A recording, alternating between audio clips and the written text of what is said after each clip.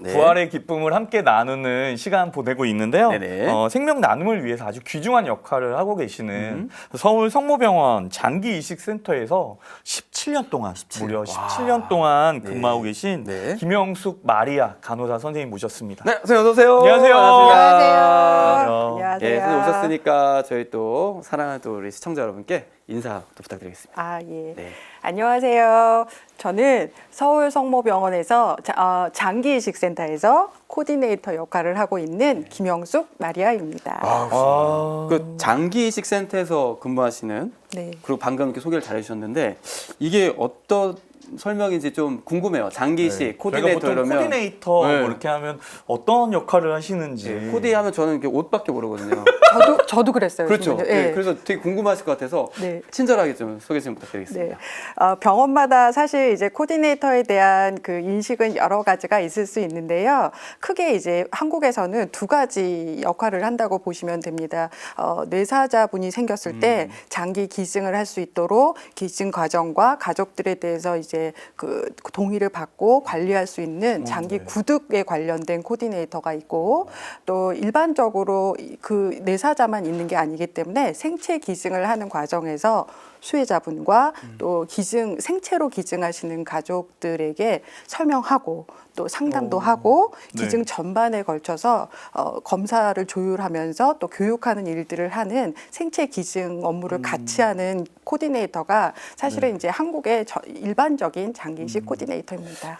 저희가 지금 이제 말씀을 들으면서 네네. 네. 이걸 처음에 한번 정리를 해야 될 것 같은데 네네. 의료적인 어떤 기증이라고 할 때 네. 어떤 종류가 있는지 뭐 지금 이제 말씀하신 뭐 뇌사자의 기증도 맞아요. 있을 생체 테고 기증 뭐 생체 이런 기증 것도 뭐 이런 게 하셨는데, 아직 저희가 좀 이게 그 개념을 맞아요. 잘 이렇게 낯설어서 네. 그걸 좀 설명해 주시면 좋겠어요. 그래서 제가 이제 일반적인 저희의 기증에 대해서 조금 정리를 해봤습니다. 일반적으로 저희가 돌아가실 때 제일 많이 어르신들이 아시는 게 시신 기증. 네. 예, 일반적으로 제일 많이 하시고요. 최근에는 그 치매 같은 것들에 대해서 뇌에 대한 연구가 활발하게 이루어지고 있어서 뇌에 대한 기증도 일어나고 있습니다. 아, 뇌를 예, 기증해요? 네, 최근에 연구소들이 발전하면서 오. 뇌 기증이 이제 새로 생겼습니다. 야. 되게 달라졌죠? 뇌를 이식하고 그러면 그렇게 하는 거예요? 아니 그게 보통은 심장보다 뇌가 나중에 더 그러니까 이식의 개념보다는 네네. 뇌에서 이런 여러 가지 물질들이 나오기 때문에 그것과 관련된 연구들을 하기 위해서 일단 연구용으로 기증을 받고자 하는데 목적이 있습니다. 네. 그래서 뇌 기증도 있을 수 있고요. 일반적으로 이제 저희가 잘 많이 아는 것이 혈액암, 백혈병 환자들을 위한 조혈모 세포 기증이 또 이제 일반적으로 잘 많이 기억들을 하고 계시고 또 그거 말고도 우리 제대혈 세포 기증이 있습니다. 그래서 제대혈 세포의 경우는 분만 후에 그 제대혈하고 그 제대혈에서 나오는 피에서 조혈모 세포가 아주 건강하게 존재합니다. 그래서 그 조혈모 세포를 통해서 재생 불량성인 그 환자들 치료라든지 백혈병 환자들 치료에 또 도움이 되기 때문에 조혈모 세포 기증도 또 있을 수 있습니다. 제대혈이라면 우리가 쉽게 얘기하는 탯줄을 말씀하시죠? 네, 맞아요. 태반하고 탯줄 사이에서 채취된 혈액을 얘기합니다. 오, 신기하네. 사실은 그게 산모분들한테는 필요 없는 거잖아요. 아이를 낳고 나면. 그렇게 볼 수가 있는데 그분이 남기신 그걸로 인해서 너무나 많은 생명을 살릴 수 있기 때문에 굉장히 중요하다고 생각하시면 됩니다. 그러면 제가 태반이나 탯줄 그거를 기증하겠다는 그 서약도 같이 받는 거예요? 미리 신청을 하셔야만 그 준비된 세트를 가지고 그 당시에 바로 분만장에서 얻을 수 있기 때문에 미리 기증하시는 거라서 사실 우리가 이제 임산부들이 좋은 뜻으로 기증을 미리 그런 것을 하면서 또 태교에도 좋지 않을까 하는 생각은 듭니다. 저는. 시작부터 봉헌하는. 그렇죠. 의미가 그런 있네요. 좋은 뜻으로 가능할 것 같습니다. 네. 그리고 제가 이제 오늘 주로 말씀드리게 될 것은 고형장기 이식이라고 해서 저희가 일반적으로 드라마에서 많이 본 신장이라든지 간 이식들이 좀 많이 있잖아요. 그래서 그거를 의료진 쪽에서는 일반적으로 분리하기 위해서 고형장기 이식이라고 하거든요. 그래서 고형장기 이식도 이렇게 말하면 좀 어려운데 크게 지금 말씀드렸던 아까 생체 기증 이거는 살아 계신 분이 분이 가족이나 뭐 타인 누구든 이제 기증을 통해서 당장 기증을 뇌사자로부터 받을 수 없는 분들이 네네. 받을 수 있도록 하는 기증이 생체 기증이고요. 네. 그럼에도 불구하고 가족 중에서 기증이 안 되시는 분들이 있을 수 있잖아요. 네네. 그래서 그런 분들은 사실 뇌사 상태가 되면 안 되지만 어쩔 수 없이 그런 상황에 놓였다고 하면 뇌사에 의한 장기 기증을 또 시행할 수가 있습니다. 그래서 가장 일반적으로 뇌사 상태에서 받을 수 있는 게 우리가 이제 위에서부터 생각하면 심장, 네. 제 심장 이식이 중요하고요. 네. 또 이제 폐 같은 경우도 단측폐, 양측폐가 있어서 두 폐를 가지고 기증을 합니다. 근데 우리나라에 이제 최근 의료가 많이 발달을 해서 예. 폐여별 일부러 두 개를 해서 부모님이 자녀를 살린 케이스도 있기는 합니다. 생체 기준. 네, 생체 그냥, 기증으로. 예. 네. 오. 그렇지만은 아무래도 일반적인 뇌사자에 의한 기증이 주로 이루어지기 때문에 폐장 이식의 경우는 아무래도 뇌사자에 의한 기증이 더 많다고 생각을 하시면 될 것 네. 같습니다. 그것 말고도 사실은 이제 당뇨가 최근에 한국에도 많고 그렇죠. 있기 때문에 네네네. 당뇨 환자분들을 치료하기 위한 췌장 이식. 신장. 예, 췌장이 먼저 조금 있고요, 신부님. 또, 예. 그다음에 이제 췌장 이식을 다 할 수가 없으니까 췌장 중에서도 그 당뇨를 관리할 수 있는 인슐린 세포를 네. 또 관리하는 그 부분만 엑기스만 뽑아서 주입을 할 수 있는 쇄도 이식이라는 게 또 있습니다. 굉장히 많이 발전했죠. 정말 많이 발전했네요. 네, 많이 발전했죠. 그래서 저는 간이식밖에 몰랐어요. 그렇죠, 신부님. 예. 그렇게 해서 사실은 말기 간부 전에 이렇게 간이식을 예. 하시는 경우가 일반적으로 있고 또 단장 증후군이라고 해서 장이 짧아진 케이스가 있습니다. 이게 근데 장이 일부러 짧아진 건 아니고 사고라든지 선천적으로 그렇죠. 문제가 생기면 그 장을 짧아진 장으로 영양분 흡수가 어려워요. 예. 그래서 그런 환자분들한테는 소장 이식을 또 네. 하는 게 한국에 또 이제 발전이 돼 있고요. 일반적으로 아까 말씀하셨듯이 예. 당뇨 환자들한테도 만성 신부전인 예. 경우 신장 이식을 신장 할 이식, 수도 예. 있습니다. 보통 안구 기증이나 사실 그런 것만 많이 네. 생각했는데 저도요. 되게 범위가 엄청나게 넓네요. 많이 있죠. 근데 안구 기증도 신부님 사실은 이제 뇌사자에 의해서 기증을 받으실 수도 있고 네. 또 사후에도 안구 기증은 기증하실 수 사후에도. 있으니까 네네. 기증하실 그렇지. 수 있는 폭이 좀 더 넓다고 보실 수 있을 것 같습니다. 예. 그 위에도 최근에는 저희가 사실은 이제 뇌사자로부터 손이나 팔이 이렇게 평상시에 절단되셔서 사고로 예. 이제 불편하신데 우리나라 의수가 진짜 많이 발달돼서 사실은 기증하시는 데는 크게 문제가 없을 수 있었는데 이제 이분들이 불편하시잖아요. 그래서 인간다운 삶을 살기 위해서 의수 대신에 수부 이식까지도 성공을 했습니다. 이게 한국의 그럼 이게 의식의 손이 발전입니다. 움직여요? 일정한 재활 기정을 갖추면 신경을 가능하죠. 읽는다는 게 너무 신기하네요. 그렇죠. 예, 그래서 수부 이식까지 발전할 정도로 많은 분들이 내어주신 장기를 통해서 정말 네. 많은 분들의 삶의 질이 높아졌습니다. 대단하네요. 네. 근데 지금 쭉 제가 상상치도 못한 것들에 대한 이식을 많이 설명해 주셨는데 네. 요 과정들이 있을 것 같아요. 어떻게 이식이 이게 이루어지고 네. 예를 들어서 주는 분이 있다면 받는 분이 있을 거고 이런 과정들이 있을 것 같아요. 뇌사자에 의한 네. 네, 네. 장기 기증이 있어서 네. 어떤 과정으로 이루어지는지 네. 수의 과정이나 이런 것들이 어떻게 이루어지는지 좀 궁금해요. 네, 오늘은 주로 이제 뇌사자 얘기를 주로 그래요? 한번 해볼까 봐요. 네네. 네, 그래서 뇌사자 중에서도 이제 우리가 그냥 무작정 만날 수는 없고요. 그렇죠. 2011년부터는 한국에서는 뇌사 추정자 신고제도라는 게 생겼어요. 그래서 뇌사 추정자가 생기면 그 의료진에게 무조건 가서 설명을 할 수 있는 기회를 주도록 되어 있습니다. 그래서 의료진이 보호자분에게 뇌사 상태이시고 그래서 이런 뇌사 상태에서는 장기 기증을 하실 수 있습니다라는 말씀을 하게 되는 거죠. 근데 사실 그 상황에서 생각지 못한 상황에서 코디네이터들을 만나서 그런 얘기를 듣게 되면 그 닥친 상황에서 어떤 게 가장 좋은 선택일까를 바로 답을 하지 않으시더라도 생각을 통해서 나중에 기증을 하시게 됩니다. 그래서 이제 보호자들의 그런 동의가 저희가 우선이고요. 동의가 된 상태에서 뇌사 판정을 시작할 수가 있습니다. 네, 한국은 뇌사 판정이 굉장히 엄격해요. 예, 그래서 두 번의 무호흡 검사를 하게 돼 있고요. 무호흡이라고 해서 이제 무호흡. 예, 예. 호흡이 있는지 없는지를 보는 두 번의 검사와 30분 정도의 뇌파 검사를 촬영하게 됩니다. 그래서 의학적으로는 이 두 가지 검사가 확실하게 완료가 되고 또 의료진과 비의료진, 그러니까 뭐 신부님이라든지 네네. 그 기관에서 도덕적으로 되게 존경받는 분들과 다 같이 모여서 의학적, 윤리적, 행정적으로 이분이 뇌사 상태인 것에 대해서 의견이 없다. 이거는 확실히 뇌사라고 선언을 하면 그때부터 사실은 장기 기증을 할 수가 있게 돼 있습니다. 예. 그래서 그렇게 장기 기증을 하는 과정만 생각하면 사실은 누가 수혜를 언제 받냐 이런 게 사실 궁금하실 그렇죠. 수 있잖아요. 네네. 그래서 근데 뇌사 상태라는 것이 이렇게 저희가 생각하는 것처럼 기다려줄 수 있는 게 아니거든요. 그래서 그렇죠. 뇌사 상태에서 판정을 하는 과정은 과정대로 준비를 하고 또 수혜자분들은 기증하실 장기에 대해서 충분히 검사를 하는 과정 중에서 이미 뇌사자로 이식을 받을 준비를 대기했던 분들에게 검사를 같이 시행합니다.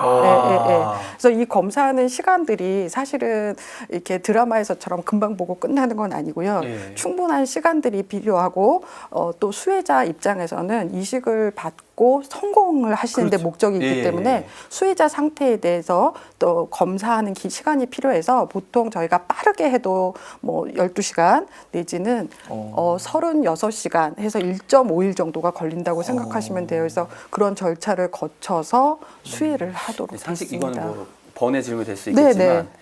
이게 뇌사 판정을 받으셨어요. 네. 그러면 장기가 스스로 자율신경계로 움직이는 그 시간이 한계가 있을 것 같거든요. 개인적으로. 네. 근데 그게 1.5일이 지나고 뭐 12시간 되면 더 나빠지는 건 아닌지라는 개인적인 생각이 좀 듭니다.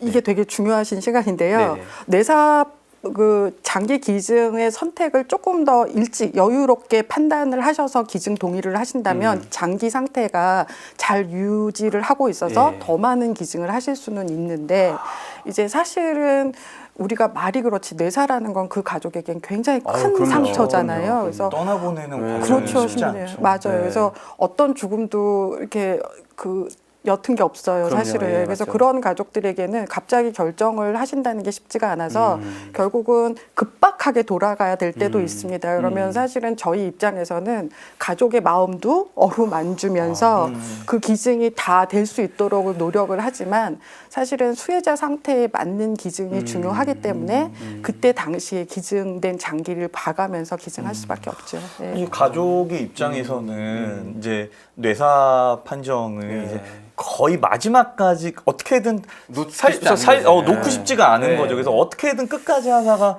이제는 보내드려야겠다라고 이렇게 마지막 순간에 이렇게 하잖아요. 그런 어려움이 있을 것 같아요. 네. 어려움은 그러니까 사실 이제 그런 가족에게 가서 네. 어떤 이런 장기 기증을 얘기한다는 게 사실 너무 어려우실 것 같아요.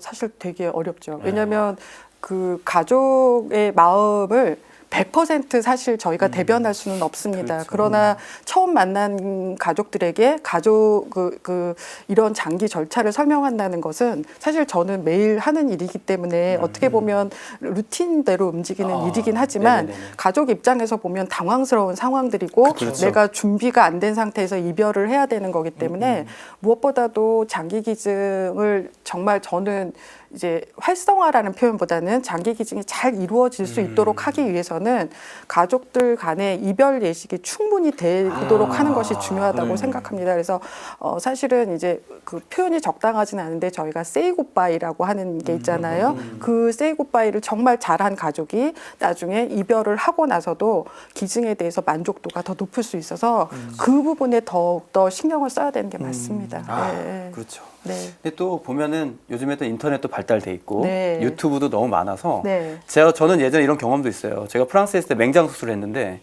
이 맹장 수술을 어떻게 하는지가 너무 궁금한 거예요. 프랑스에서 네, 맹장했어요. 맹장을 했어요. 근데 그 과정을 유튜브를 통해 다 프랑스에서 뭘 그렇게 집어먹었어? 아이스크림? 아이스크림 한 통 먹고 맹장 수술을 했는데 네. 근데 그 과정을 볼 수가 있었거든요. 수술하는 거 봤다고요? 제 거 아니고 너무 궁금하니까 맹장 수술을 검색했더니 하는 게 다 나오더라고요. 오, 네. 실제로 그래요? 복강경을 하는 게 네네. 그런 것처럼 장기 이식도 마찬가지로 네. 이런 사람들이 찾아보다 보니 네. 오해가 있을 수도 있고 네. 안 좋은 정보들도 흘러나갈 수 있을 것 같은데 네, 네. 그런 오해 좀 있으시면 좀 나누시죠. 일단은 조혈모 세포에서 한번 얘기를 좀 잠깐 해보고 싶은데 네, 맞아요. 예. 조혈모 세포, 예. 조혈모 세포를 어른들이 골수기증이라고 많이 맞아요. 기억하시잖아요. 예, 저도 그렇게 알고 있었습니다. 그래서 예. 골수기증은 골에다가 뭔가를 빼서 기증하는 것 같이 넣어서 이렇게 뽑는 그렇게 걸로. 생각들을 많이 하시잖아요. 그러니까 제가 저희 형의 어떤 그 월급을 뺏어 먹을 때 골수까지 빨아먹겠다 이런 표현도 썼었거든요. 예. 네, 죄송합니다. 신부님 다운 표현이세요. 아, 저희 형이 고품격 저희 아, 토크쇼인데 죄송합니다. 예. 가끔 이제 정신 놓고 아, 이렇게 이게 할 또 때 있거든요. 분위기가 너무 깔아앉아가지고. 아 네. 맞아요. 예. 신부님 덕분에 저도 웃고 지나갈 수 있는데 예, 골수. 그 골수 네. 이식이 또 중요한 이유는 사실은 그 조혈모 세포를 피를 채취하는 겁니다. 근데 네네. 채취하기 전에 주사를 좀 몇 번 맞으셔서 기증을 하시는 거거든요. 근데 이 장기 기증만 중요한 것이 아니라 조혈모 세포도 사실은 기증자가 준비를 하고 준비된 조혈모가 기증이 된다라는 거에 맞춰서 수혜자가 준비를 하는 과정이거든요. 그렇죠. 예. 근데 기증자분이 사실은 기증자분의 마음도 이해가 됩니다. 그때 되면 내가 처음에 기증하려 했던 마음과 달리 내 일정이 바뀔 수가 있잖아요. 네, 그렇죠. 그래서 갑자기 취소를 하시면 수혜자분의 건강 상태는 굉장히 나빠질 수가 있어요. 특히 잘못 준비하면 사망하실 네네. 수도 네네네네네. 있어서 죄송하지만 그런 마음이기 때문에 조혈모 세포도 그렇게 아픔이 물론 힘들 수 있지만 반드시 약속이라고 생각하고 지켜주셨으면 좋겠다라는 생각이 좀 듭니다. 받으시는 입장에서는 어떤 준비를 하길래 몸이 안 좋아질 수 있나요? 받으시는 분의 입장에서 어떤 준비라기보다는 주사를 본인이 이제 조혈모를 크게 증식시키는 주사를 맞아야 되다 보니 네. 불안하실 수 있죠. 내가 이게 조금 아프지 않을까? 아니요. 그 기증하시는 분 말고 받으시는 분. 받으시는 분은 네. 기증자의 세포가 들어올 수 있도록 사전에 면역 억제제라든지 이런 치료 이식을 준비하는 과정입니다. 그러니까 면역력이 떨어지는 떨어져 있고. 상태잖아요. 그렇게 되면 사실은 위험하죠. 그래서 어. 굉장히 중요한 상황이죠. 예, 예. 제가 듣기로도 예전 방식은 네. 직접적으로 주사를 일정 부분 꽂아가지고 빼냈다라는 표현이 있었는데 요즘에는 그렇게 하지 않고 다른 방식을 취한다는 얘기도 좀 들었었어요. 그러니까 네. 사실은 그게 드라마상에서 극적인 효과를 하다 보니까 왜 우리가 백혈병을 진단받을 그렇죠. 때 이렇게 네네. 골수에서 예. 척추를 액을 빼는 거에 익숙하거든요. 네네네. 그런 것들이 인식이 고정이 되지 않았나 하는 생각은 좀 듭니다. 근데 사실은 주사 자체를 맞는 게 안 맞으신 분들한테 쉽습니다라고 말하는 건 저는 아니라고 생각을 합니다만 그만큼 장기 기증만 소중한 것이 아니라 조혈모에서도 굉장히 소중한 장기라는 걸 꼭 잊지 마셨으면 좋겠습니다.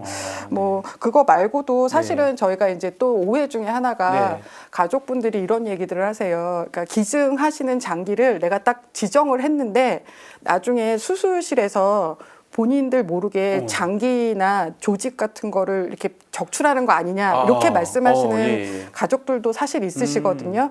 그러나 대한민국에 있는 의료진들은 반드시 그 안 보이는 장소에서도 기증자 가족들을 충분히 그 마음을 이해하고 또 그분들의 예우를 위해서 정말 그 봉합도 최선을 다해서 하거든요. 그래서 그런 일은 절대 없다는 이야기를 꼭 말씀드리고 싶습니다.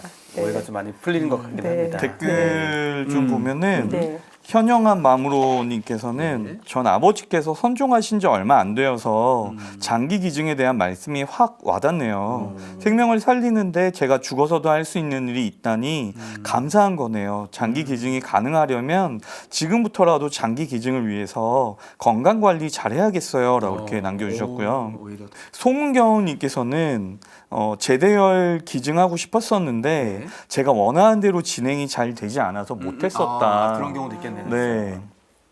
그러니까 이게 내가 뭐 이렇게 기증하고 싶어도 내 몸 상태가 안 되면 못하는 거잖아요. 네, 저도 진짜 미처 생각 못했던 얘기들을 시청자분들께서 이렇게 해주셔서 진짜 감사한데 사실은 기증이 여러 가지가 있지만 시작은 내 몸 관리부터 시작하는 게 맞는 그렇죠. 것 같죠? 맞아요. 네, 네. 그런 것 네, 같습니다. 맞습니다. 네. 그리고 서모니카님께서 슈퍼챗 보내주셨는데 네. 주 하느님 부활의 기쁨을 경축하는 교회가 죽음을 이기고 승천하신 그리스도의 부활을 온 세상에 알리며 특별히 가난한 사람들의 보금자리로서 자기 역할에 충실하게 하소서라고 기도를 또 보내오셨네요. 안 할 수 네. 없잖아요. 그럼 갑시다. 이영진님도 보내주셨고 두 번 가야 되나요? 또 그 박세진님이신가요? 예. 또 슈퍼챗 보내주셨어요. 세 번 가야 세 되나요? 번 갑시다. 좋습니다. 슈퍼. 챗. 네. 딱 맞았네. 네. 오늘. 아니 근데 네. 그러니까 이제 그 부활 저희가 이제 부활 대축일을 지내고 난 다음에 이렇게 이야기를 나누면서 네. 생명 나눔에 대한 이야기를 나누니까 맞습니다. 너무 의미 있게 의미가 너무 다가오는데 있어요. 예. 사실 예수님께서도 당신의 생명을 우리 죄 때문에 우리에게 나눠주시기 위해서 당신의 전부를 내어주신 거잖아요. 네, 네, 네. 그러니까 그런 하느님의 생명을 받아서 그분 덕분에 살아가는 우리에게 있어서는 그런 나의 생명을 또 한 번 나눌 수 있다는 어떤 그런 어떤 나의 그 마음가짐이 우리가 걸어가야 될 길이 아닌가라는 생각이 네. 들고요. 네, 맞습니다. 그 뭐 기증을 아주 뭐 이것저것 거창하게 생각하기보다는 사실 작은 것에서부터 헌혈도 그럼요. 그렇고요. 요즘에 예. 코로나 때문에 헌혈을 많이 안 하셔가지고는 아, 예. 그래서 특히 이제 그 뭐 피가 부족하다는 얘기를 들었거든요. 그래서 그 헌혈에서부터 시작해서 장기 기증에 대한 것도 그 닥쳐서 하려고 그러면은 사실은 좀 두렵기도 하고 마음 먹기가 사실 쉽지 않을 것 같아요. 그래서 아예 처음부터 조금씩 그렇게 내가 나중에 장기 기증을 해야지 라는 마음을 조금씩 가지는 게 그러면 나중에 이제 가족들과도 잘 이별하면서 이렇게 나를 장기 기증할 수 있지 않을까라는 생각이 드네요. 오늘 방송 많은 분들 보시면서 네. 장기 기증에 대한 인식들이 네. 선생님 덕분에 많이 이렇게 변화됐으면 또 하는 바람도 있습니다. 네. 그래서 저도 이제 부탁드리고 싶은 예, 것이 부탁이요. 사실은 2019년 말 우리나라 뇌사자분이 450명 정도 되시고요. 네네. 예, 사후 안구 기증의 경우는 52명 정도가 되세요. 네. 근데 또 생체 기증은 3,852명이 기증을 하셔서 네. 약 5,770건의 장기 이식이 실제 이루어졌습니다. 네네네. 그런데 이제 국립장기조직혈액관리원에서 2020년에 그 2020년 5월에 얼마나 많은 사람들이 대기하고 있냐라고 발표한 거에서 보면 41,755명이에요. 다 통틀어서요. 그렇죠. 네. 그러니까 지금 이식을 아이고. 받은 분보다는 대기하는 분들이 훨씬 많이 많으세요. 기다리고 예. 계시는 거잖아요. 사실 이런 것들에 대해서 우리가 생각을 해보면 이제 장기 기증 얘기가 나오면 우리나라하고 인구가 제일 비슷한 스페인하고 비교를 네. 많이 예, 하게 예. 됩니다. 네네. 그래서 스페인의 경우는 100만 명당 인구에서 뇌사자로 장기 기증을 하시는 경우가 48.9명이세요. 네. 예. 근데 한국의 경우는 8.68명이었어요. 근데 이 장기 기증이 사실 우리나라도 2016년에는 11.1명까지 이미 증가됐던 상태에서 네. 네. 후퇴가 된 경우입니다.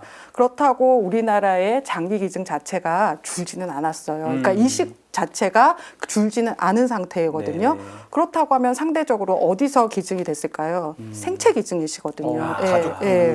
그래서 간장이나 신장 같은 경우는 생체로부터 기증이 된다고 할 수가 있지만 가족 중에 기증하실 분이 없고 상태가 너무 위급하다 이런 네네. 경우는 사실 내사자로부터 기증을 받을 네네. 수밖에 네네. 없는 상황이잖아요. 그리고 심장이나 폐장 같은 경우는 더욱더 그렇습니다. 그렇죠. 그래서 사실은 이번 시즌 최근 한 2년 정도에서 제가 제일 가슴이 아팠던 것은 심장과 폐장 대기자분들 경우는 정말 제가 처음부터 얘기를 해요. 요즘 너무 기증이 적으셔서 제가 언제 기쁜 소식을 드릴 수 있을지 모르겠다라고 시작을 한 게 최근에 제 상담이었습니다. 그래서 사실은 저희가 이제 코로나로 인해서 기증자 가족들이 병원에 방문하는 것 자체를 병원에서도 네네, 제한했어요. 그렇죠. 네. 그렇게 되다 보니 기증자 가족들하고 대면해서 상담하는 거하고 전화 상담은 하늘과 땅 차이잖아요. 그렇죠. 예, 그래서 맞습니다. 그런 면에서 조금 더 기증이 이제 좀 더 활발해졌으면 하는 마음이 있고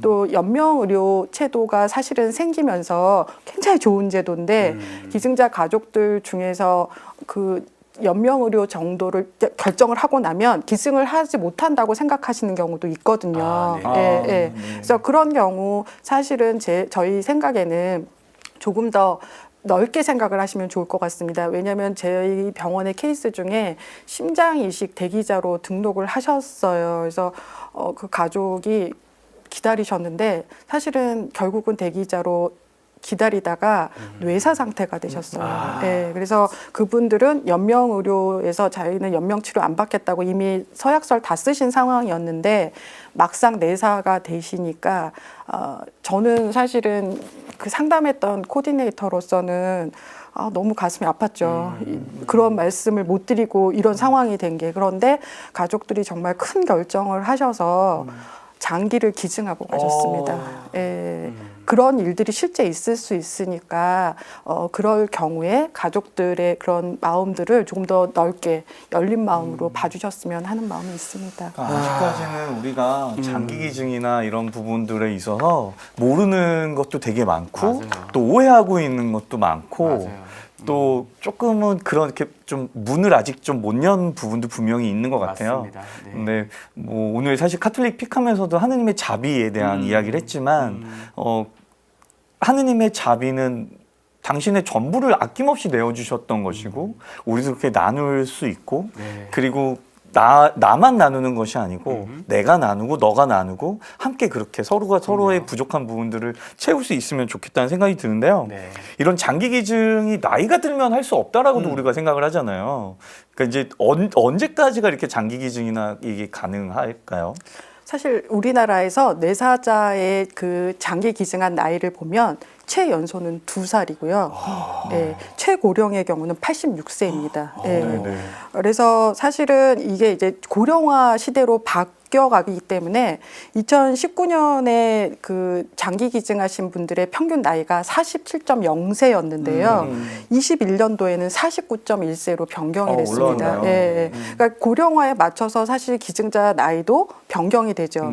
그렇다고 하면은 어르신들께서도 그럼 나도 기증을 할 수 있을까? 이렇게 생각은 하실 수 있는데요. 사실은 이제 생체 기증의 경우는 기증자의 안전이 최우선입니다. 그렇죠. 예, 그렇죠. 그래서 네. 장기별로는 기증 가능한 나이가 제한이 되어 있습니다. 예, 네. 그건 조금 안타까운 상황이긴 네. 하지만은 네. 안구 기증 같은 경우도 사실은 안구 상태가 그때 상태에서 보고 각막을 기증하시고 나머지는 영구용으로도 기증이 가능하시고요. 네네. 또 시신 기증을 통해서 우리가 또 발전시켜 주실 수도 있습니다. 네네. 그리고 기증자 나이가 그때 당시에 내가 된다 안 된다는 본인의 판단이 아니시고 가족들이에게 평상시 기증을 하시고 싶다라고 말씀을 해놓으시면 의료진에게 그 시점에서 기증 의사를 밝히셨을 때 사실은 저희는 그 시점에서 건강 상태를 파악하고 기증 여부를 결정합니다. 네. 그래서 뭐 기증의 나이를 딱 몇 살이다 전할 수는 없지만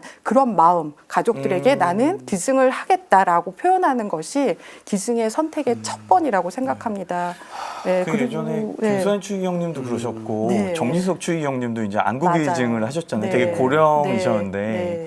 근데 이제 그 장례를 치를 때 이제 명동성당에 이렇게 누워 계시는데 그게 이 각막을 기증하셨으니까 눈이 이렇게 움푹 들어가 계시는 모습이. 네. 근데 저는 그게 슬프면서도 뭔가 좀 저한테 큰 울림을 주셨던 것 같아요. 사실 저도 그런 거에 대한 두려움이 있었거든요. 장기 기증이나 이런 부분에 대해서. 마지막에 너무 무섭지 않을까라는 그런 약간 두려움이 있었는데. 근데 거기서 잠깐요. 하나는 걱정 안 하셔도 되는 게 최근에는 안구 기증을 하시면 보형물을 대처해드리기 때문에 또 너무 걱정 안 하셔도 됩니다. 뭐 살아계신 때처럼 완벽은 아니더라도 보형물이 있기 때문에 크게 걱정 안 하셔도 그게 됩니다. 모습이 이상했다는 게 아니라 저는 오히려 그게 더 울림을 주셨던 그거는 것 같아요. 맞아요, 신부님. 네. 저는 사실은 그 당시에 김수환 추기경님의 각막을 기증하심으로 인해서 그때 붐이 굉장히 일어났거든요. 네네네네. 그건 하나의 역사였기 때문에 이런 흐름들은 굉장히 중요하다고 생각합니다. 사실은 저는 선생님 이야기를 계속 더 듣고 싶고 그런데 시간이 왜 이렇게 시간 빨리 어떻게 갔죠? 빠르죠? 아니 이게 이제 본격적으로 선생님 마음도 듣고 싶고 그런데 시간을 저희가 네. 어쩔 수 없이 1부는 마무리해야 될 시간이 찾아왔어요. 네. 선생님. 어떻게 하죠? 그러니까 선생님하고 이야기를 하다 보니까는 너무너무 저희 다음번에 부활 특집 2로 한 번 더 모시해야 될 것 같아요. 네, 마지막 네. 이제 좀 정리를 해보면서 네. 신앙인으로서 이렇게 그 코디네이터 역할을 하시면서 네. 어떤 어떤 마음이 느껴지실지 짧게 마지막으로 좀 네. 여쭤볼게요. 사실은 세상에서 제가 굳이 겪지 않아도 많은 것을 대리 체험하면서 오히려 감사하게 됐습니다. 왜냐하면 없는 것에 대해서 그 밑에를 보기보다는 정말 제가 주신 것에 대해서 감사하고요. 또 죽음의 순간에 마지막 순간에서 생명을 나눈다는 것은 굉장히 고귀한 일이거든요. 그 순간에 함께 저희가 할 수 있도록 기회를 주신 하느님한테도 감사하고 또 부활절에 아까 신부님 말씀해 네. 주신 것처럼 그 새 생명 나눔에 대해서 그런 훌륭한 실천을 하신 가족들 이야기를 제가 할 수 있는 영광을 주셔서 또한 감사드립니다. 아유, 감사합니다. 선생님 너무 감사합니다. 김수환 감사합니다. 추기경님의 네. 그런 정신을 이어받아서 한마음 한몸 운동본부가 또 설립이 됐고 네. 또 한마음 한몸 운동본부를 통해서도 장기 기증을 하실 수 있으니까 아마 좀 하단에 뭐 그런 자료가 저희가 좀 나갈 수 있으면 좋겠는데 네. 온라인 홈페이지로 좀 신청하시고 장기 기증 또 많은 분들 함께 하실 수 있으면 좋겠고요. 네. 중세라이브 1부 중세살롱 우리 마리아 김영숙 마리아 간호사님과 이야기를 나눠봤습니다. 네, 감사합니다. 고맙습니다. 감사합니다. 네.